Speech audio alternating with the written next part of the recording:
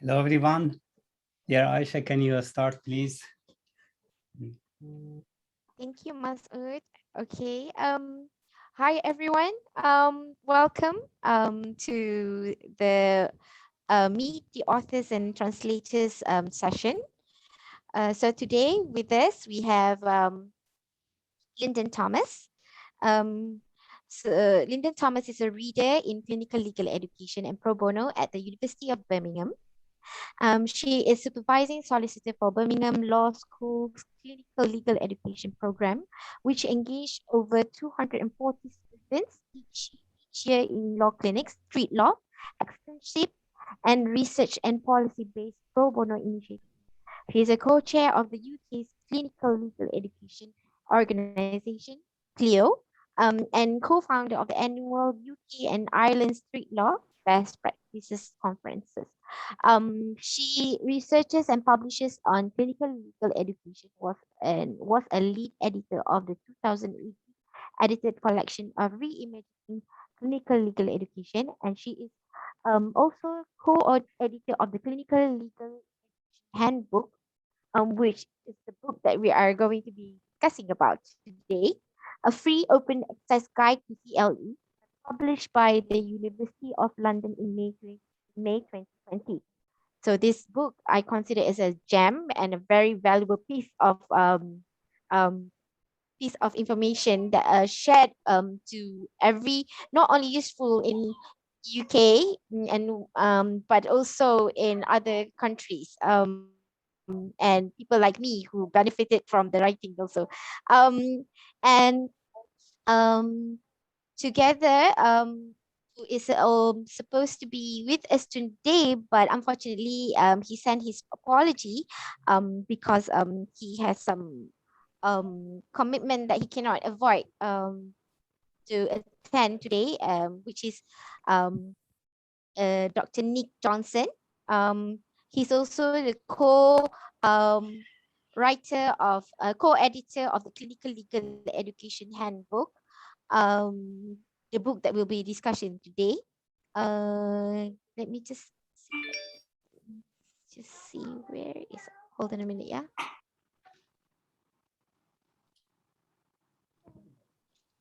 Uh, I'm looking for Nick bios. Um,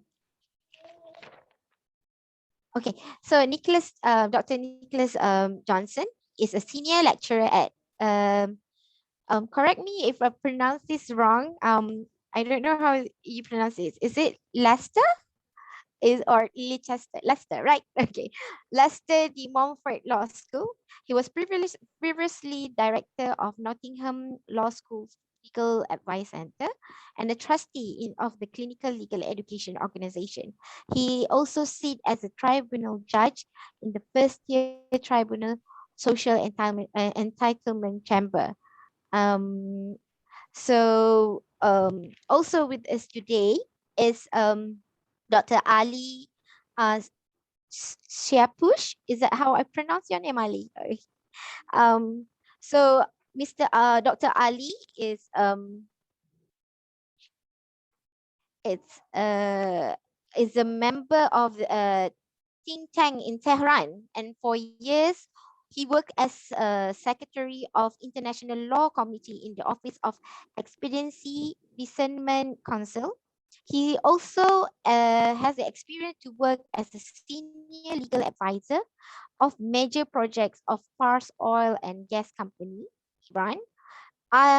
Dr. Ali also has been a member of editorial board of Iranian Yearbook of International Law and worked as a special reporter to draft code of terrorism suppression with the Deputy of Legal Affairs in the Office of the Head of Judiciary. In addition to publishing several papers, he is the author of the book An Introduction to Contemporary International Law and the Concept of Direct Participation of Civilian in Hostilities. He also translated a masterpiece by Professor J. Ross, the concept of a legal system, an introduction to theory of legal system. Ali for years teaches in several universities like Mofid University in Qom and Islamic Azad University Science and Research Unit in Tehran as a lecturer, and he is also a member of Global Alliance for Justice Education. Um, today's session is actually the second event of the series, which was held on in December 10, 2020, which was an interview with Professor Emilia Justina Powell on the publication of her new book, which titled "The Islamic Law, States and International Law: Peaceful Settlement of Dispute." So today event is the second event of Roya Institute initiative, and today we are going to meet the author of the Clinical Legal Education Handbook and also the translator, because it is also translated into Iranian language, the Persian language, sorry.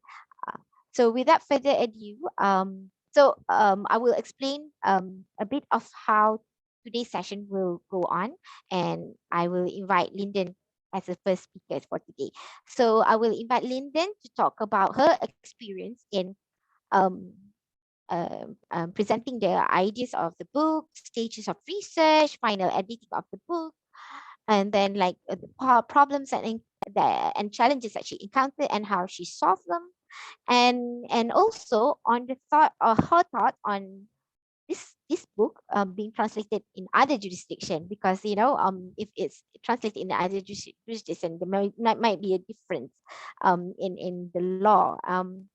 And Ali will go on and talk about his experiences in sharing about the necessity of translating this book, the stages on translating into Persian, and then the experience of forming and managing the team of translator, and of course the lesson learned from the experience.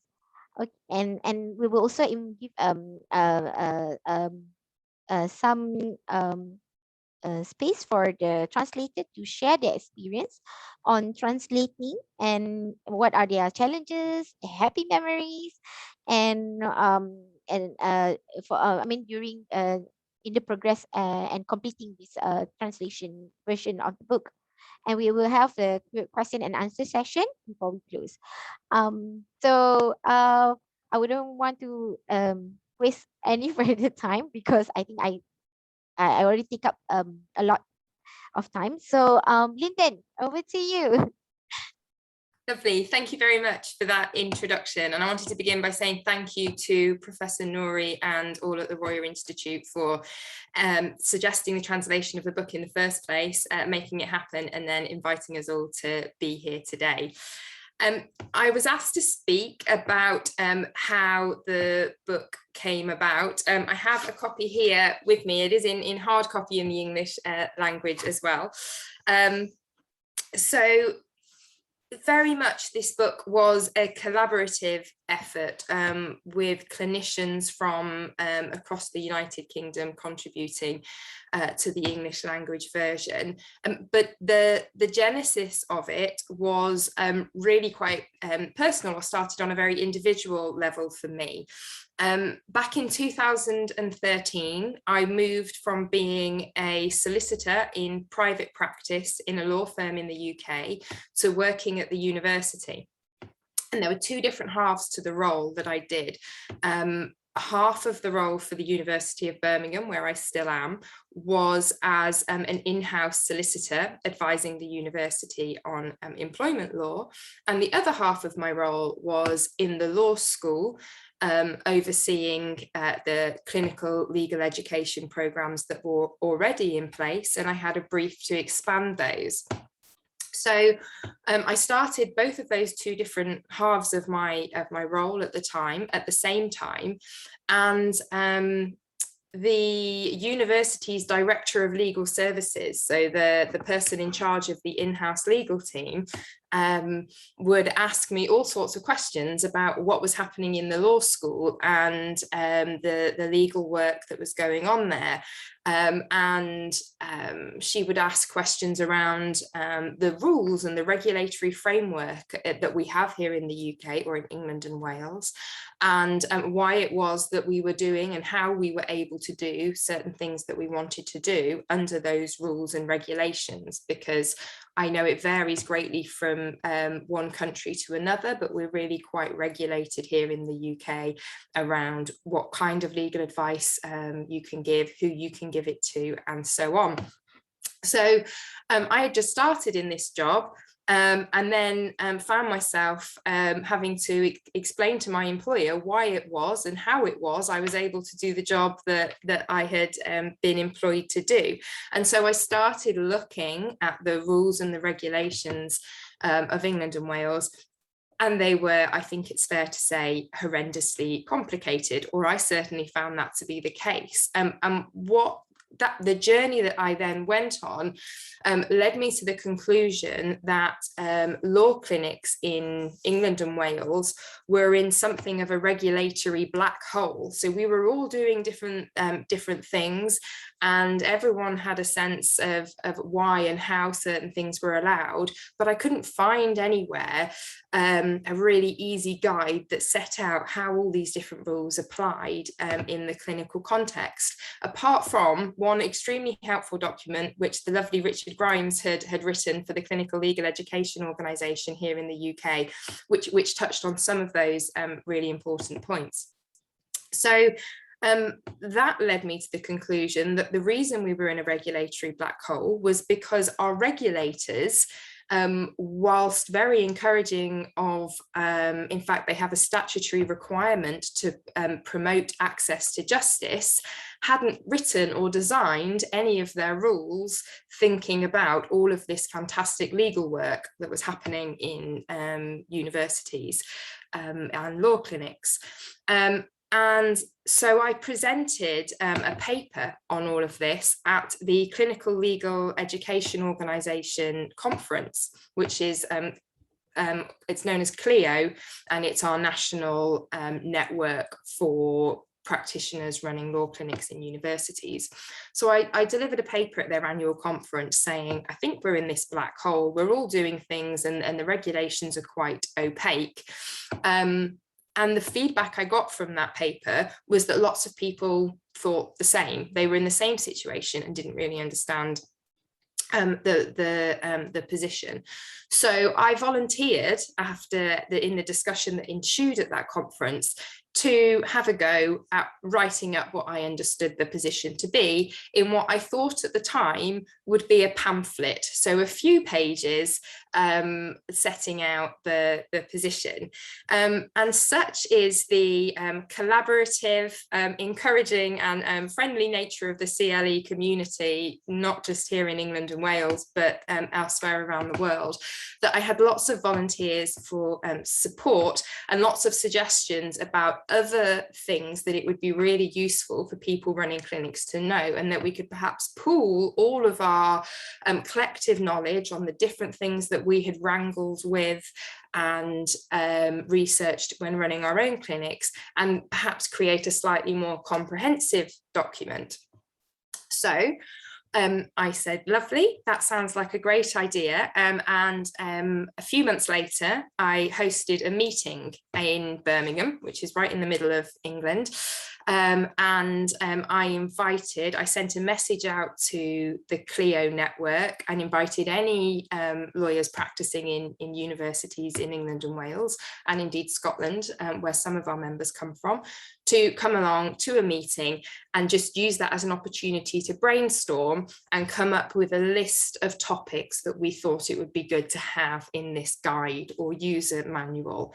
And boy, did it snowball from that meeting. So I came out of that meeting not only with a list of regulatory issues that we might want to address, but actually with the framework for this book, that what actually took place. Because as those conversations started, people were saying, well, actually, it would be really helpful to have something, if you are new to clinic, or you do one model of clinic, but you think you might want to set up another one, to have something that says, well, this is what clinical legal education is. These are some models of clinic. These are the kinds of things that you might want to consider or will have to consider.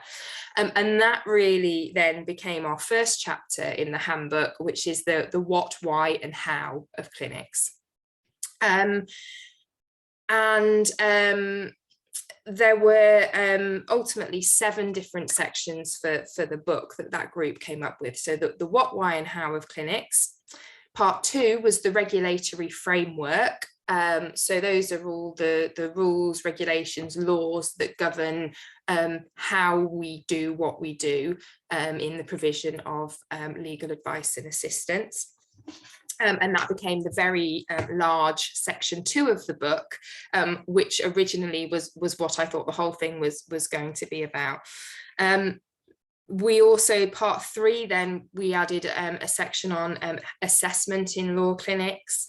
Part 4, we decided it was really important, if you are talking about clinical legal education, to not just think about the regulatory side and the pedagogical aspect, but also to really embed the research and scholarship as part of that holistic picture of what clinical legal education is. And so we decided to include a literature review of the research on clinical legal education, and that became part 4. Part 5 was born out again of the generosity and collaborative nature of clinicians, and that is the section with the precedent documents and resources that people might want to use in their clinics. And so people from across the country very kindly sent in templates of all sorts of documentation, policies, handbooks, contracts, volunteer agreements, and so on, that they use in their clinics. And then we anonymized those and made them templates that are available for anyone who has access to the handbook to be able to use and adapt to suit their clinic.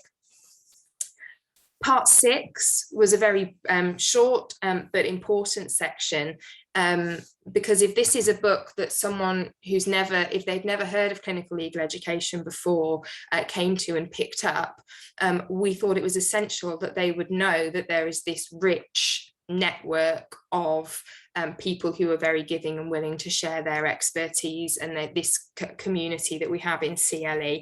And so we included a glossary of clinical legal education networks, and we tried to break that down by parts of the globe. We really didn't want that to be just focused on England and Wales, or indeed on Western Europe, because we all have gained so much from speaking to people from completely different parts of the world about how they do clinic and what works for them. And then the final section, which I'm really fond of in the book, we approached some wise heads, some experienced clinicians from England and Wales, and asked them the question, what do they wish they had known before they started doing clinical legal education? And they're short snippets, but they give a really rich reflection, and they really capture some of those things that we all butt up against time and time again as we run our clinics. So that was just a really nice way, I thought, to end the book. So that was how the genesis of the book, and that was the shape that it ultimately took.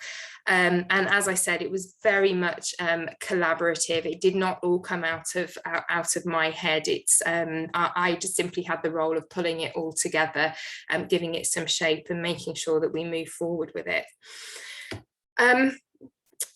I was then asked, so I'm going to move on now to talk a little bit about the process of taking all those great ideas and turning it into the final version that's made available for everybody.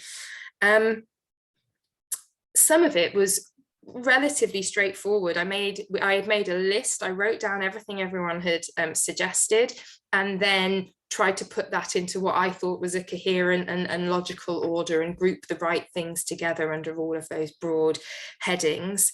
And then I sent it again, we sent it out to the Clinical Legal Education Organisation Network, and we asked for people's recommendations, anything that we had missed that ought to be in there. And we asked for volunteers to write different sections, and as you can see, I think we've got about 22 or 24 different individuals who contributed towards the book. So we had lots and lots of volunteers to write different sections for us. So it was a movable feast. It was a constant process. Even at that point, when I thought I'd got my list, as we went through and started writing, and content started coming back from our contributors, more suggestions would come in for additional sections that might be useful. Or my co-editor Nick and I would think, actually, we need an extra couple of paragraphs just on this topic here. It fits in. So it was a constantly evolving and kind of moving project. And when I come on to talk about some of the challenges, I'll come back to that, because that's both a blessing and a really enjoyable part of the project, and it was also a challenging part of the project as well. So we got our areas that we wanted to cover, we got our volunteers. In some cases, I had to make direct approaches to people and say, I hear you're an expert on X, or you've got experience of Y, would you be so kind as to write this up for us? And thankfully, most people said yes. It was around about this point that I realised that I had taken on quite a large job to do in editing a book of this size and coordinating that many different people. And so Nick Johnson, who can't be here today, he, as you heard in his bio, he is a judge and he's sitting his hearings overrun today. So unfortunately, he can't get away to join us. But we were trustees together of Clio, and he sent an email. He was changing jobs at the time and sent an email saying, I've got a bit of time. Has anyone got anything that they need some help with? And I'm not sure whether he's grateful or regrets sending that email, but I responded and said, actually, how do you feel about editing this book with me? And I'm so grateful that he said yes, and helped to take on some of that workload for me. Otherwise, I would probably be sat here today still editing the thing rather than talking to you all about it. At that point then, contributions started coming in, the different chapters, and it was a case of reading them, editing them, going back with comments, getting redrafts in, and in some cases, that took some sections took a lot of redrafting for a whole variety of reasons that I'll come on to. Others were relatively straightforward. And then, as I said, Nick and I had some sections that we wrote ourselves as well, and then edited one another. So that was an overview of the process. I'll move on now, if that's okay, just to talk about some of the challenges that we encountered and how we overcame them. Am I okay for time still, Aisha? I'm going to take that out as a yes. Am I okay for time? She's frozen. You still have 5 minutes. Okay, hello, perfect. Hello, I think I'm yeah, perfect. Thank you. So okay.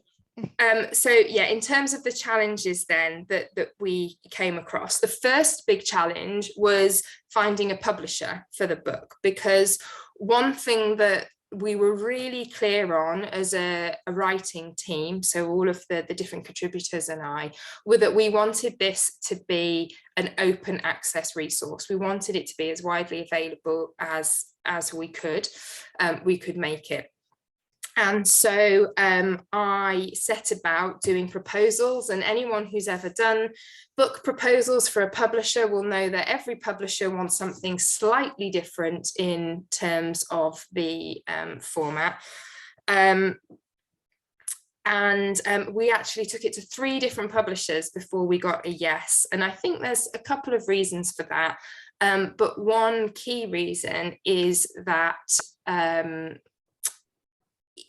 clinical legal education is a continually growing area, and there is an increasing body of literature on it. But I think that some of the, for want of a better phrase, mainstream or large legal publishers are still a little bit nervous around it and how many copies are likely to be sold, especially if it's because it's not always embedded into curriculums in law school. And this book was not aimed at students of law clinics, where there might be many hundreds or indeed thousands. It was aimed specifically at those people who run clinics, which is a much smaller number. The fact that the book has now had over 3,000 downloads and still getting a few hundred every month, I think shows that there really is a healthy market for clinical legal education. Textbooks and the like. But yeah, it took 3 shots to persuade a publisher, and actually I'm delighted that in the end it was the University of London Press that took it on, because they really got what we were trying to do. They were incredibly supportive. They made there was no charge to us for publishing the book open access, and quite often there can be a fee to an institution or an individual for doing that, but they did all of that for free and made all of this happen at no cost, which was really tremendous. And like I said, it's available hard copy for a relatively small amount compared to most books, or unlimited free downloads. And they also supported, when we came to them and said, we've had requests to translate this into other languages, they were very happy to support that and facilitate that as well. So it worked out really well in the end in that respect. So I think the only lesson I learned from, or the only way that I overcame the challenge of finding a publisher, was perseverance and keeping on trying, because I knew it was a good idea. And actually we had agreed through Clio that if we didn't get a publisher, we would just make it a PDF and put it on the Clio website and make it available that way. But obviously it's great to have publishers to provide the professional support and do all the indexing and all of that stuff. So that worked out well. The second challenge that we had, I've got 5 that I want to talk to you about. The second was the fact that one of the wonderful things about clinical legal education, and Ali and I were talking about this before this session, is that there are as many models of CLE as there are clinics. And so how do you begin to write a handbook which is useful for people and instructive without being dictatorial or limiting what people think or feel that they can do?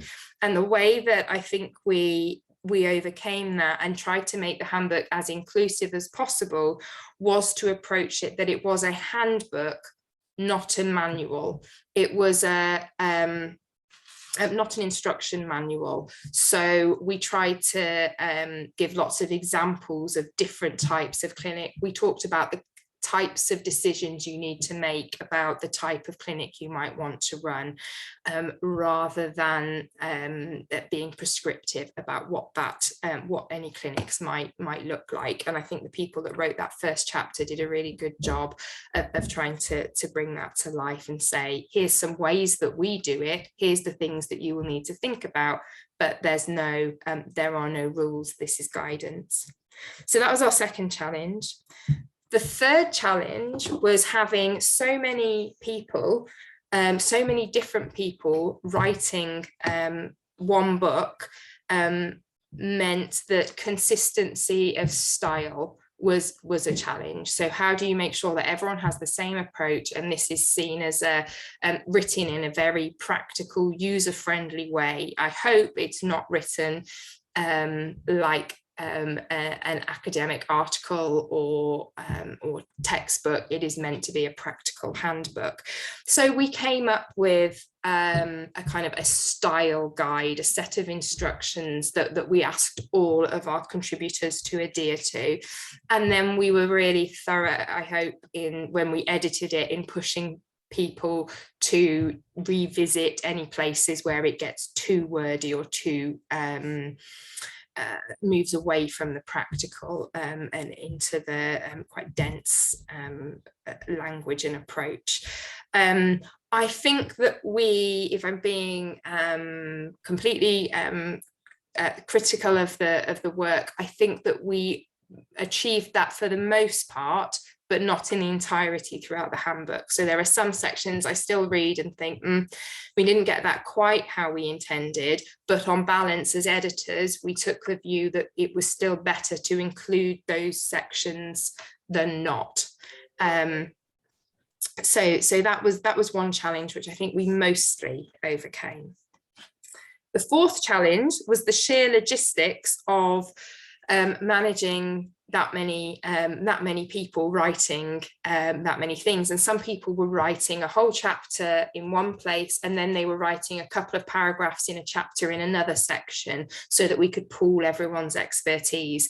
How did we overcome that? Spreadsheets, I think, lists and spreadsheets and color coding, and then just being on top of chasing people on deadlines and so on, because when you've got lots of people doing something out of their goodwill and they're all very busy, with the best will in the world, this kind of thing can slip far down the list. So kind of being organized and keeping on top of people and things was the approach to that one. And then the fifth and final challenge that I wanted to speak about now was the fact that this book took a few years to write. We were working on it for a long time, and as is always the way with law and regulation, it keeps changing. And at the time, the Solicitors Regulation Authority, which is our regulator in England and Wales, was going through arguably the biggest change in the way that it was regulating solicitors that it had gone through in a few decades. So we were trying to write knowing that this change was coming down the line, and at what point do you cut off and say, okay, we just have to, if we ever want to publish this book, we've got to draw a line in the sand and say it's current as of this date, and then leave it there. And so that's exactly what we did. We just got to a point where we drew a line and said, we've got enough information now about what the Solicitors Regulation Authority are proposing to be able to include that information in the handbook and flag up for people where they might need to go away and do some further independent research, but at least they know that those issues exist and those are things they might need to look into further. The other challenge that we had there was that because it was such a long process to get the whole book written, some people had incredibly written their chapters, in the first year that we were working on it. And then 2 years later, I had to go back to them and say, could you just have another look and update it for me, please, even though it hasn't been published yet. And luckily, people were incredibly gracious and patient and happy to do that for us. So those were the challenges. And then very briefly, just to finish, how do I think that this book might be useful in other jurisdictions? Four points that I would touch on here. The first is the point I made about it being a handbook, not an instruction manual.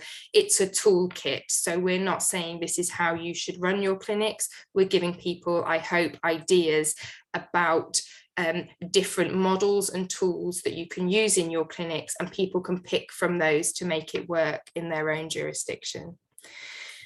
Secondly, I imagine that there are some bits of the book that will be more universally relevant than others. So the regulation section doesn't translate particularly well, I imagine, into other jurisdictions because the laws of England and Wales are specific to England and Wales.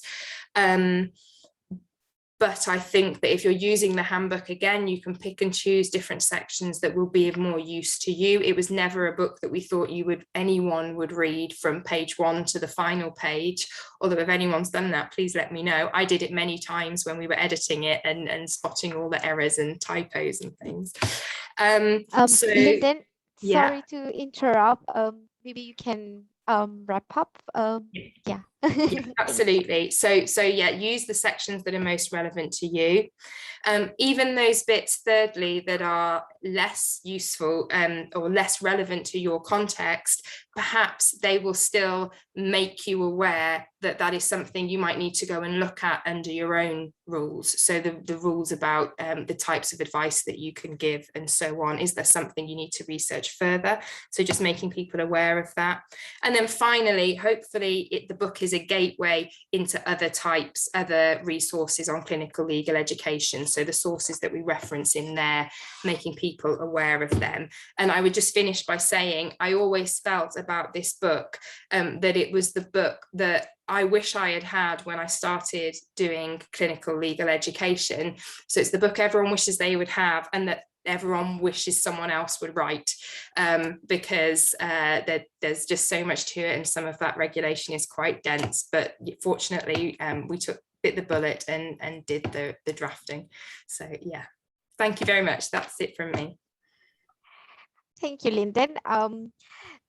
Thank you so much for sharing your experience. And I must agree with Richard, as you being very modest, and it's not simple. It's a hard work. And thank you so much, because as it's like you making the wish of people coming true. Like you said, you wish you had this book when you start. I wish I had this book, and it answers a lot of question for someone who wants to start or in the beginning of starting a clinic. So before I proceed with the next speaker, I would like to uh, I would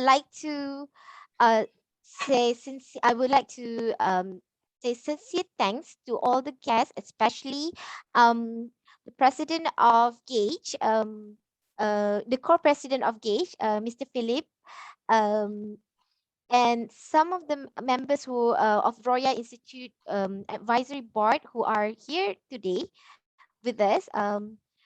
Dr. Luke Andrianos from Greece, World Council of Churches, consultant on care for creation, sustainability, and climate justice, and Professor Lee Arbetman, founder of Street Law NGO, and of course, Richard Grimes, and for making it today and attending this session.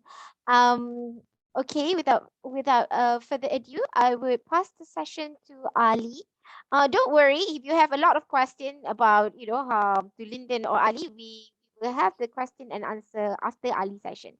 So Ali, over to you. Thank you, Aisha. Hello, everybody. Thank you, Lyndon, for your remarks. I'm so happy to be part of this. This actually is a session, a circle in a chain, the start of the cooperation with my colleagues to translate these books, and it continues on. And I hope it still adds some other circles to this chain. My special thanks goes to Roya Institute and Dr. Nuri and its advisory boards for hosting these events, and also for suggesting the translations of the book and supporting this process. And I also must thank all my colleagues who participated in this process. I will give elaborations on what happens because as Lyndon just mentioned, the writing of the book took a couple of years. So the translation also has the similar challenges, plus being translation.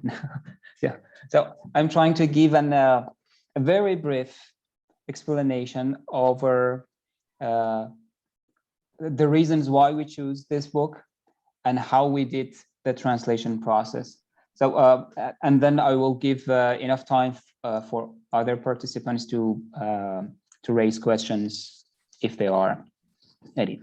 So the first point I would like to mention is that why this book? That was the first questions. It has been recently published. It was very good. It was brand new. Now, as we say in Farsi, it was still hot out of the oven. You know, we just had it. And when you go to read the literature over clinical legal education, you are always obsessed with the narrations and with the story, with the explanations of the experiences. It does not matter whether they are old or new. You always need to reach the experiences of other peoples in other countries. But this book has something special in it. I would like to call it, it was something like the lex clinatoria, something like that. It has been the experience of experiences. It has been to something like giving frame to other experiences. It was not just the narration of experience, which is always good, but it was giving shape to experiences. So I decided, with the suggestions of Dr. Nouri from Roya Institute, we decided to pick this book, not because it was great, which it is great, but more importantly, because we had a thirst in Iran for Iranian audiences, for Persian language speakers. Let's call it this way. So we have a bereft of legal literature over clinical legal education. So we need more documentations. We need to produce more documentations over the clinical legal educations. And I think this book was a very good point to start that. So I took a look at the book. I received the email from Gage, I think, and we discussed it with Dr. Nouri and said, do you think we should do this? And I said, of course we should do this. So I pick up my phone and take a look at my contact list, calling my friends, sending them messages, and immediately so many people were ready, and actually they were volunteering to participate in this process. But fortunately,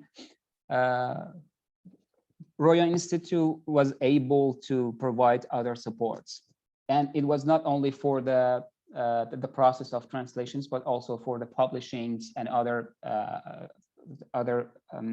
activities we need to do before getting the text ready and usable for so many audiences.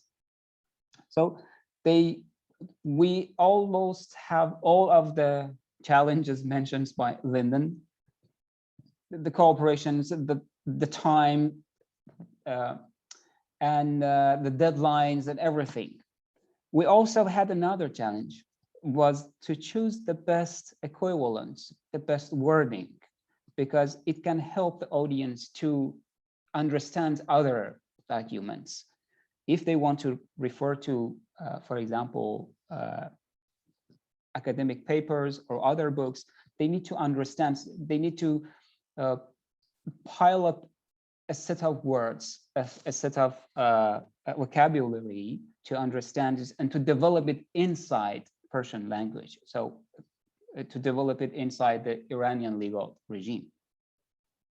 So we offered a list of equivalents. There was a debate over it. And so fortunately, I was the last one who decides. Actually, I had casting vote over the selection of the terms. And I tried to make it in a collaborative way, to use some words in a way that gives the meaning not in a dictionary sense, to give the meaning in the actual working, actual functioning of a clinic. So I think it was a successful experience, and it was not because of me or some suggestions. It was collaborative, and we were thinking together to choose the best wording. Also, we had the challenge over seducing a publisher, because if we want to do the justice to this book, we should have to publish it for free to be accessible for everybody, for every Persian language speakers. So regarding the financial situations and economic situation in Iran, it was almost impossible to accept that a publisher do that, because it is not a handbook for students that would sell, for example, during semester, as Lyndon mentioned. We relied on the working of volunteers for proofreading, for designing the pages, or even designing the cover. Some of the volunteers and my colleagues are presented. They are present in this session. They help us by using softwares to do all the difficult aspects of preparing a text to be published. It was a lengthy text. It was almost 800 pages in Persian language. So and we add the word list as a very simple dictionary of legal clinical education.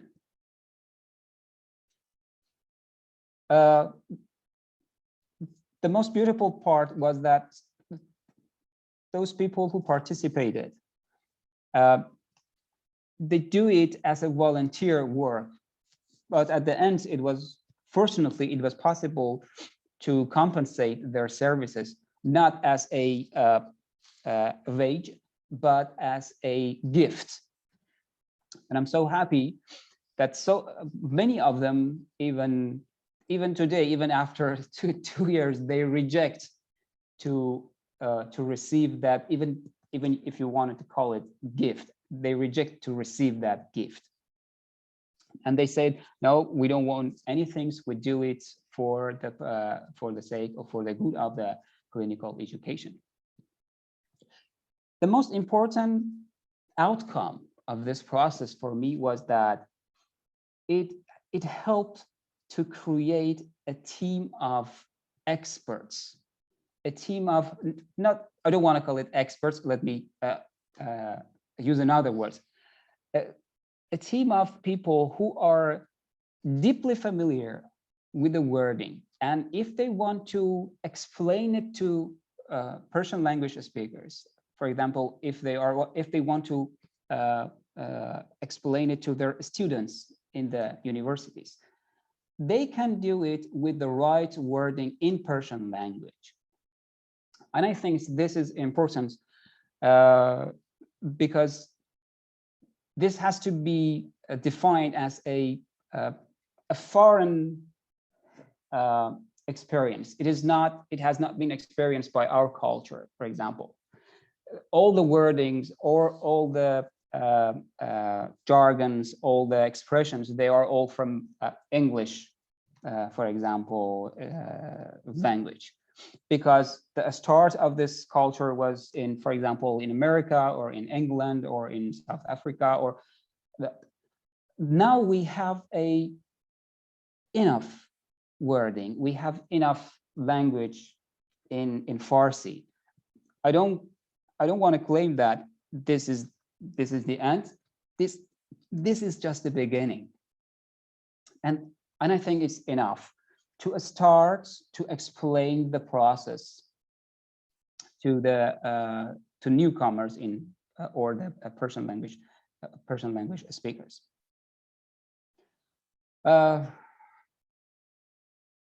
These were the most important points I would like to mention here, and I hope new versions of this book can be published soon, because we need to modify it as a as the clinical legal education itself is a global movement. So it needs a global, not an instructions, but a handbook.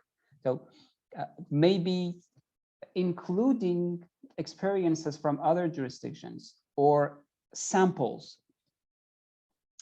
a model, give them a model, now a model law, give them a model for their jurisdictions to apply or to develop. And learning from their experiences can be included in this book. For example, if there are laws regulating the clinical activities in Eastern European countries or in Africa or in Asia, their regulations can also be included in this book, and their experience can also help, I think. And I'm ready and I'm happy with my colleagues and friends to translate them also into Farsi and available, make them available for Persian language speakers. At the end, I give my thanks and regards to Lyndon and Nick for their tremendous efforts and a precious outcome as the book, and also their colleagues. And I have to thanks Roya Institute for hosting this event and also for giving us support and encouragement. It was not only the support, it was also the encouragement to do it. The whole process, it took almost a year to be completed, everything. And we can say this is the end for the publishings, not the whole process. You know, thank you so much. And I thanks again my colleagues and friends to participate with their hearts in the preparations of the translation and publication of the book. Thank you, everybody. And thank you. I'll go back to Aisha. Thank you so much, Ali, for sharing your experience. I could relate to how choice of words play a very important word in translating, because I think because we use different languages, and when we're translating, some terms might need a little bit more explanation than because it's more to technical term. And yes, I second your idea of like making this handbook into move forward to more international level. Maybe we can have chapters from others jurisdiction also. Um, so we have another 5 minutes.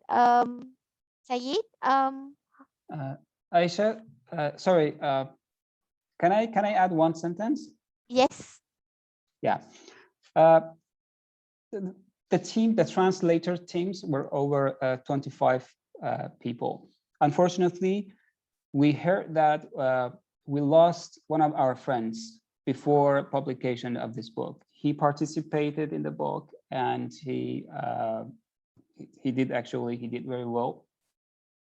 Dr. Valiullah Nouri was one of our friends, was one of my close friends, which with a single message I sent him, he accepted to participate in the process. And he was also an activist in university, in Azad University in Shahrekor.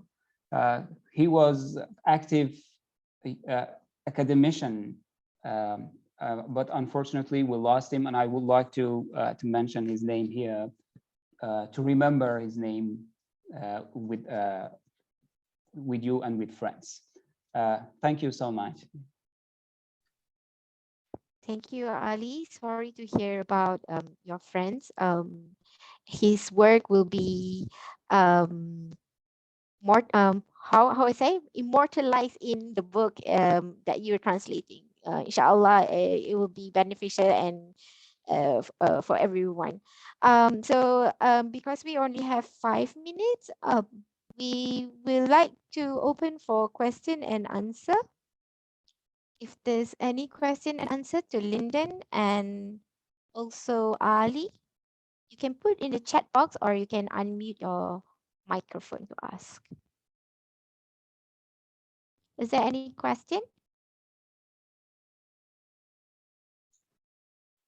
Can I ask, was it necessary in the translation process for you to consult with the editors of the book to ensure that the definition of terms and the meaning was clear?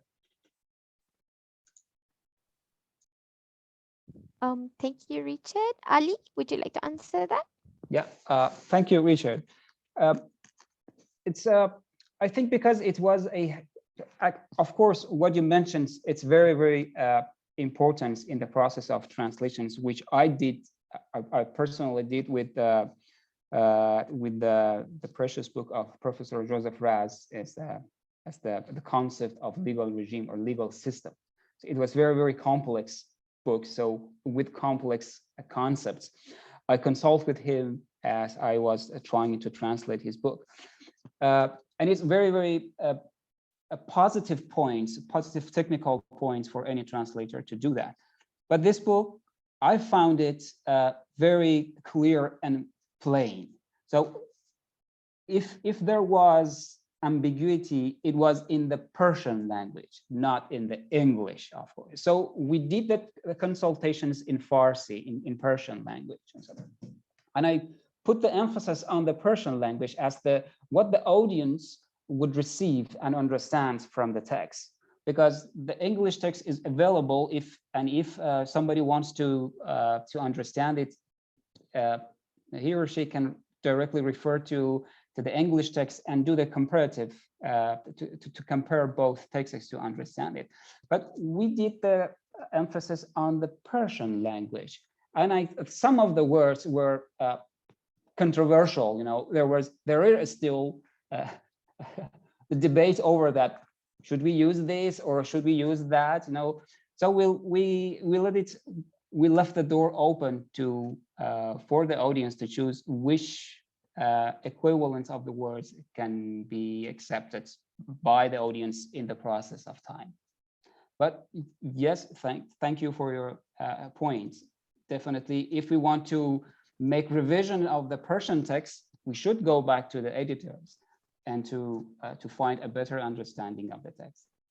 That's really helpful. Thank you. I think it underlines that Lyndon and Nick achieved their aim in making the book accessible. So that's terrific. Thank you.